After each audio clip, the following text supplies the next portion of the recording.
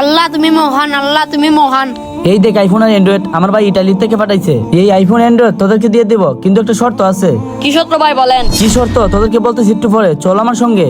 আয় আয় আয়, তাড়াতাড়ি আমার সঙ্গে আয়। কি রে রঞ্জিত ভাই আমাদের কোথায় নিয়ে যাচ্ছে? আমি তো কিছু বুঝতে পারতাছি না। এই দেখ এখানে একটা ইট, এই ইট কেউ তুলতে পারে না। তোরা দুইজন যদি এই ইটটা তুলতে পারস, অ্যান্ড্রয়েড আইফোন তোদেরকে দিয়ে দিব। রঞ্জিত ভাই এটা কোনো কথা বললেন? আমি প্রতিদিন জিম করি। আপনি দাঁড়ান, আমি 1 মিনিটে তুলতেছি।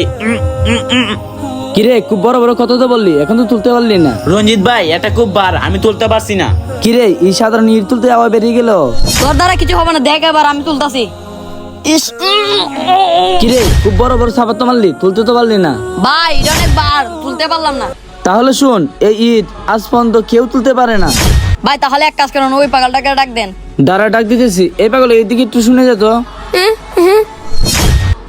কি ভাই? এই পাগল তুই এই ইটটা তুলতো। হ্যাঁ ইটে তুলতে হবে, বিসমিল্লাহ। দুধ ইট আবার তোলা লাগে? আরে এটা কিভাবে সম্ভব? তাহলে শুনেন, ইট পাগলটা ইট তোলার আগে বিসমিল্লাহ বলেছে। যে কোনো কাজের সময় একবার বিসমিল্লাহ বলবেন।